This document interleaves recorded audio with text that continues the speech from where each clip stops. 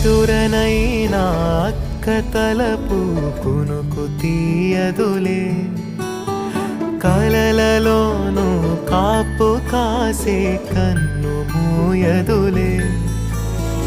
అక్కయే జగమణి బతికేటి తమ్ముడు వీడురా, అక్కనే బిడ్డగా పెంచేటి అమ్మైనాడురా.